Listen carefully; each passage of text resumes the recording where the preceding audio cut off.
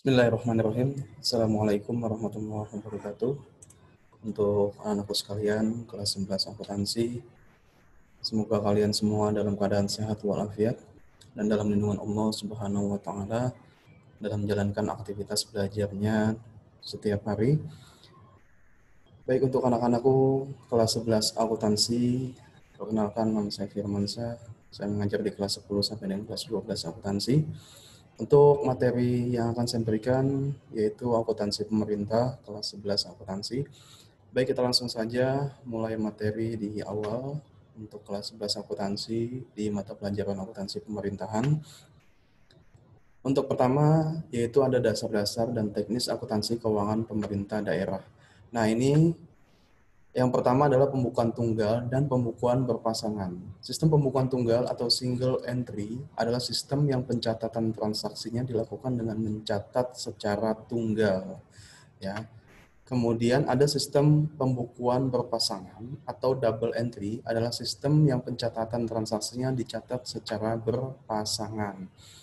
Kemudian ada dasar-dasar teknis akuntansi keuangan pemerintah daerah. Yang kedua adalah siklus akuntansi. Siklus akuntansi adalah suatu sistem yang merupakan suatu kesatuan yang terdiri atas subsistem atau kesatuan yang lebih kecil yang berhubungan satu sama lain dan memiliki tujuan tertentu.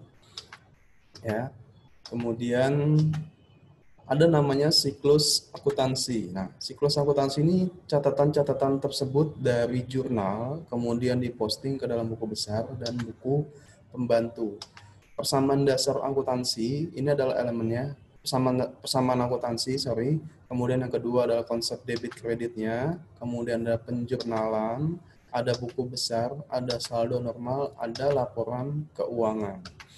Kemudian persamaan akuntansi yaitu proses pencatatan, penggolongan, dan peringkasan transaksi dalam akuntansi menggunakan sistem berpasangan double entry.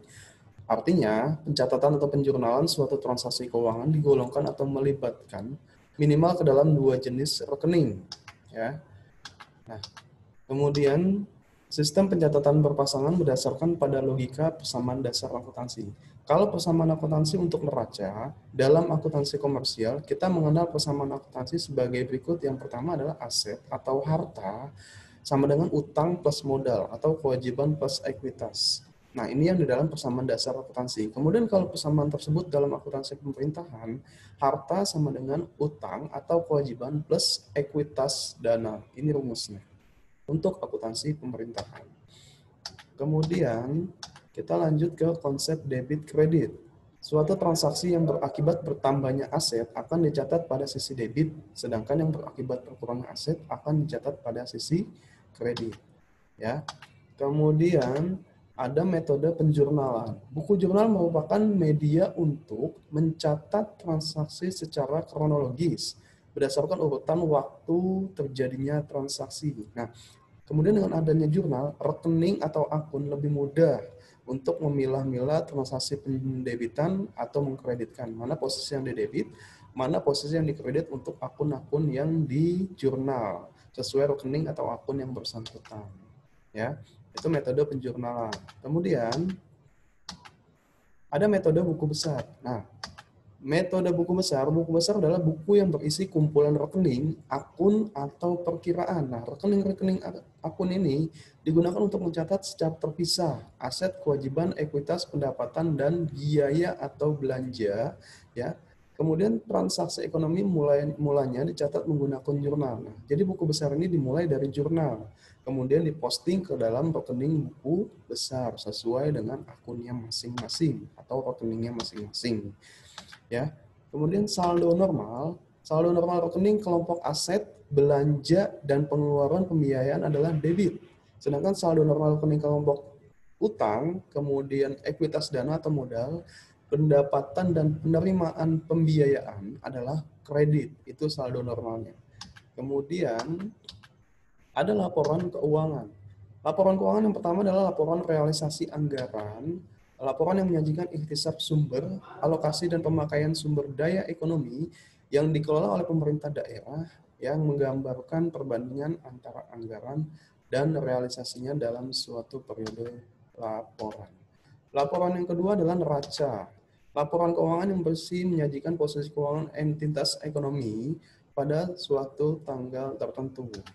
Kemudian ada laporan keuangan, laporan arus kas. Laporan menyajikan informasi tentang sumber penggunaan, perubahan kas, dan setara kas selama satu periode akuntansi. Kemudian laporan keuangan, catatan atas laporan keuangan. Laporan yang disajikan secara sistematis dengan menggunakan standar akuntansi pemerintahan, yang dimana setiap pos dalam laporan realisasi anggaran, baik neraca dan laporan arus kas harus mempunyai referensi silang dengan informasi yang terkait dalam catatan atas laporan keuangan. Demikian pertemuan pertama untuk akuntansi pemerintahan kelas 11 akuntansi. Jika ada yang ingin bertanya, saya persilakan dengan menggunakan via WhatsApp. Terima kasih atas partisipasi dan waktunya. Assalamualaikum warahmatullahi wabarakatuh.